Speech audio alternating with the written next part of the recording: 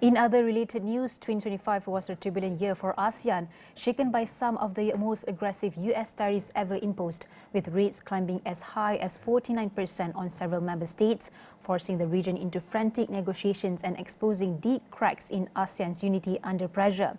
So today we're joined by Dr. Stewart Nixon, Deputy Director of Research at IDS, whose paper Divided We Fall, ASEAN's Response to Trump's Illiberal Trade Agenda, published on 15 January 2026, offers one of the most comprehensive assessments of how the region navigated this chaotic moment. Dr. Stewart, thank you so much for taking the time to speak with us. Your report describes 2025 as a frantic and unprecedented year for tariffs under the Trump administration. So how would you summarize the key drivers behind the United States' illiberal and unusually aggressive trade agenda, and why did ASEAN end up in the crosshairs, Doctor?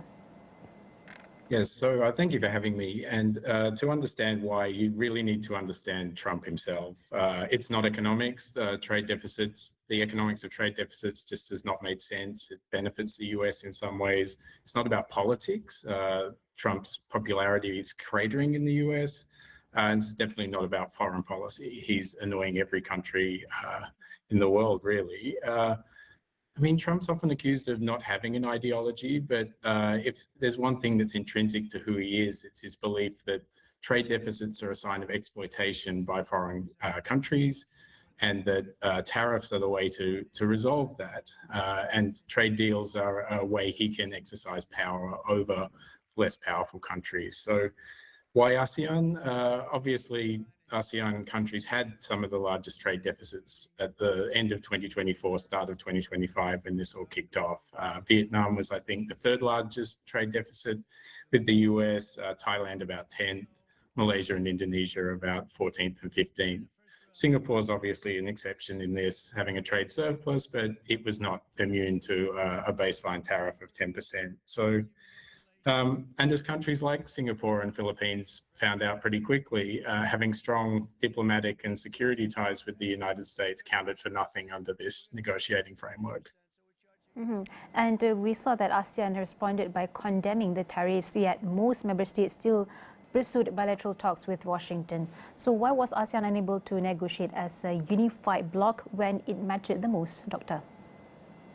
Yeah, I mean, there's three reasons at least. So one is that the major exporters in ASEAN chose to act in their own sort of self-preservation.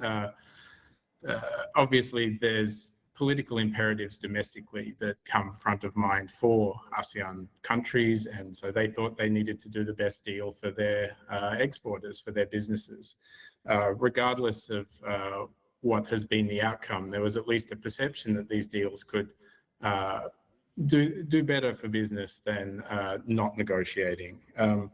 I think there's a false logic to that, of course, and the report goes into some of the outcomes vis-a-vis the perceptions up front.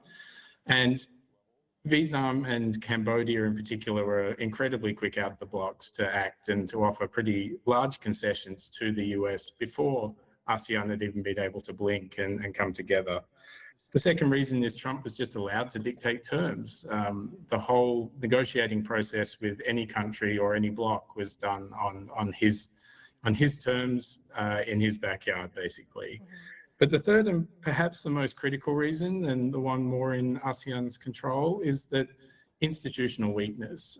So ASEAN has long negotiated trade agreements collectively, but it kind of sits alongside bilateral negotiations and is not as strongly institutionalized as what you see in the EU, for example.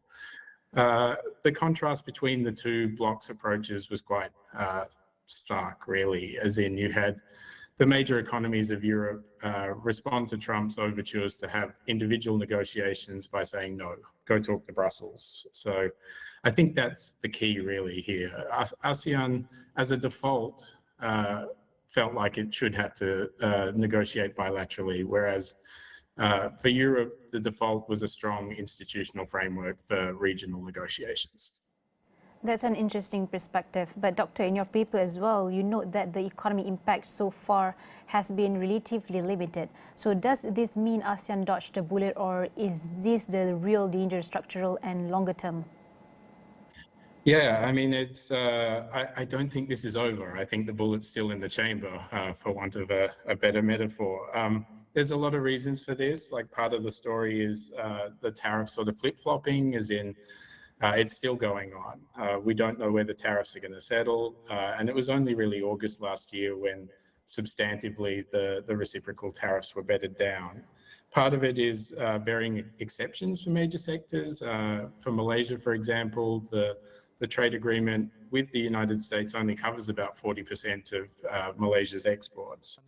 Then another part of this is the front loading. We saw a dramatic escalation in exports to the US ahead of the tariffs. And another critical part, though, that doesn't get talked about enough is circumvention, as in the Trump administration's not putting a lot of resources into making sure the tariffs are well enforced, and it needs the cooperation of the countries that are being coerced by these tariffs.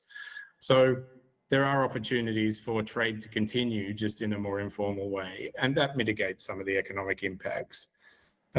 Also, trade shocks don't typically transmit immediately anyway. There are reasons for that. I mean, there's stockpiles of goods in markets anyway. There's also trade agreements that can have long-term pricing structures banked in.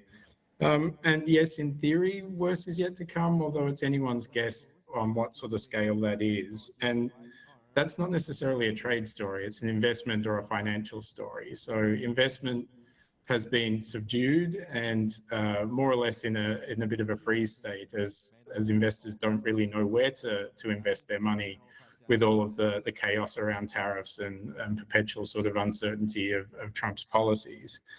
So yeah, it's a finance story as well. We see potential jitters in markets alongside an AI bubble of some description. Maybe it's not. I'm not here to declare there is one, but yeah, I mean, thankfully on this front, ASEAN is comparing relatively well. Investment's been holding up. So maybe ASEAN is well placed to weather the future storm, but definitely not over. Doctor, help us understand better. By engaging in bilateral deals, is ASEAN actually perhaps unintentionally legitimizing punitive tariffs and weakening the multilateral trading system it depends on? What are your thoughts? Yeah, very much so. Definitely not intentionally. I think all of these agreements attempted to safeguard the system, and certainly the ART between Malaysia and the United States did seek to include some provisions that referred to and leveraged World Trade Organization processes. But ultimately, these are agreements done in haste without consultation and missing certain provisions that are fundamental aspects of the bilateral deals that do bounce off the multilateral system. Most notably in the Malaysian case, it was the absence of dispute resolution clauses. So if things do come to if disagreements between either businesses or governments or government to government occur under this agreement, there is no formal process for resolving that. And there's certainly no link into WTO processes to resolve that. Yeah, so I think fundamentally as well, it sort of diverts from the long established process of mutually beneficial trade agreements for economic development. This was an agreement done under pressure to reduce a trade deficit, which means less trade, not more trade. So ultimately it goes against the multilateral system, and Trump's been very outspoken in recent times in withdrawing from UN systems and berating the World Trade Organization for a lot of things it disagrees with. So looking forward, if another wave of protectionism hits, whether from the US or elsewhere, what must ASEAN do differently or prioritize to protect its economic sovereignty and relevance? And you propose in your paper a four-pronged strategy for ASEAN in the report. So can you explain further on that, Doctor? Yeah, absolutely. I mean, the report goes to lessons from what worked well and what didn't work well. And I think the four things we'd like to highlight are, first and probably foremost, to restore and deepen ASEAN centrality, refocusing the energies that were dedicated to meeting with Washington to bring it back to the region, and Do the same for regional partners and friends. Make deals, deepen cooperation. There's been long-standing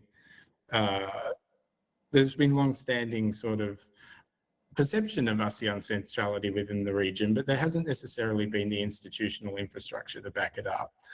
We talk about the Regional Comprehensive Economic Partnership, RCEP, as a ready-made sort of platform for doing that. So building on the second Leaders Summit that occurred late last year under Malaysia's ASEAN chairmanship is a good place to start. And to build some of those meetings and agendas below the RCEP leaders meeting would be a really good thing to do. The second sort of the four-pronged strategy is to emphasise and pursue mutually beneficial development partnerships for development. So that's going back to the idea that trade agreements are for economic advancement, mutually beneficial trade. So don't just do deals with the bully, do deals with countries that actually want to grow with you and have supportive economic exchange. A lot of that was already happening last year, as the report says. So alongside negotiating with Washington were negotiations with other countries, other blocs, both bilaterally and regionally. There's much more potential to accelerate those, just like there was great acceleration in the Washington deals. The third of the four-pronged strategy is to keep to the agreements and be ready to adapt. But that may come as a surprise, I guess, because myself and Ideas have been very outspoken about the Malaysian deal in particular and how it's unfavourable. But I would say there's no benefit to poking the bear from here. There's no point to abandoning an agreement that you've signed. That just makes ASEAN countries look as disreputable as Washington right now. There are many reasons why these deals could fall over without ASEAN countries being the instigator for that. You just look at Greenland right now in the clips you showed before this. The European Union had a deal that secured a lower tariff rate than what ASEAN countries got individually. But now that deal's in jeopardy because Trump is raising tariffs on 8 European countries in respect of Greenland. So, and then the fourth and final is to recognise that this is just not over and to prepare better. So I talked about the institutional differences with Europe earlier and opportunities to deepen that. Part of that is to have more clear processes for crisis planning and response, to get around some of the shortfalls of consensus-based decision-making that can be a bit slow, not agile enough. Thank you. All right, so basically, to sum this up, even under intense pressure, ASEAN has shown it can adapt, diversifying partners by stabilizing impacts and laying the groundwork for a stronger, more resilient regional response. And with the right strategy, the next wave of protectionism could be a catalyst, not a crisis. So thank you to Dr. Stewart Nixon, the Deputy Director of Research Ideas, for your insights and time spent with us, AWANI.